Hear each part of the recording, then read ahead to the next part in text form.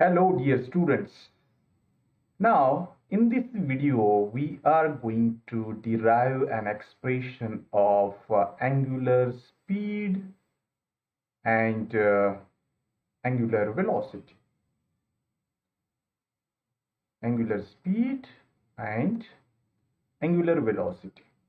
Both are the same things, only difference is one is a scalar quantity and another is the vector quantity.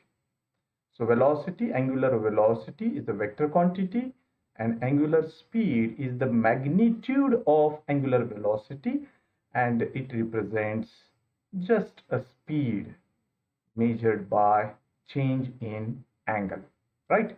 So how we can derive the expression? So just I want to draw a figure of, suppose this is a curve, okay? This is a fixed point O, and this is the initial position of the particle, that is a P, at time t, and after some time the position of the particle is at Q. So now this is the baseline, suppose, and this is the angle theta, and this is the change in angle, that is what, delta theta. So we can write this as let P be let P be position of particle at any time t,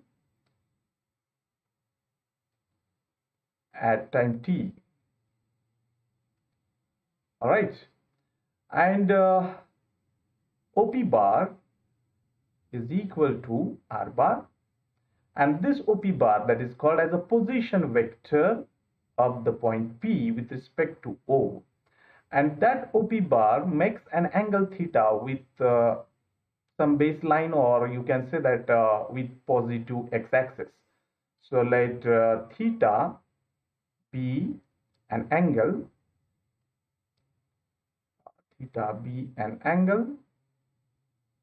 of R bar with x-axis. We can say like that. All right. So let Q be the position of the particle,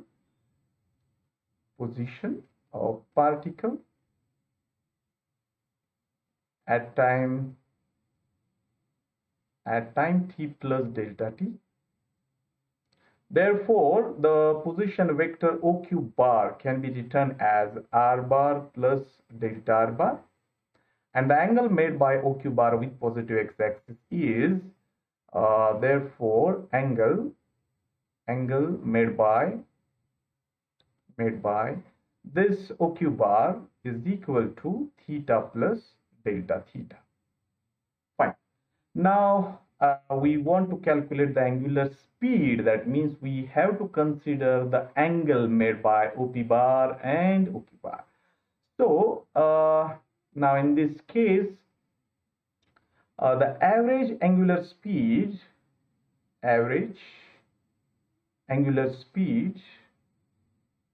is equal to, this is the ratio, this is the change in angle divided by change in time. How to calculate the change in angle? So you write first of all the final angle, that is delta theta plus delta theta, minus initial angle, that is theta. Now how to calculate change in time? The final time t plus delta t minus the initial time, that is t, and after that we can get this as a delta theta divided by delta t. So this is called as average angular speed. So taking limit as we have to take the limit, taking limit as delta t tends to 0, we'll get what we will get, limit delta t tends to 0. This is the average angular speed, and we know that change in theta divided by change in time, and the denominator quantity is tending to 0. It represents the derivative, that is d theta by dt, and this is nothing but angular speed of that particle at point P. So this is angular speed. And this is denoted by a letter omega.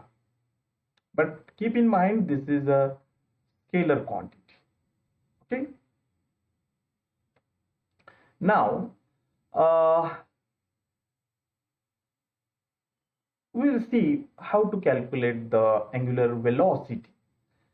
Angular velocity is denoted by omega bar, angular velocity.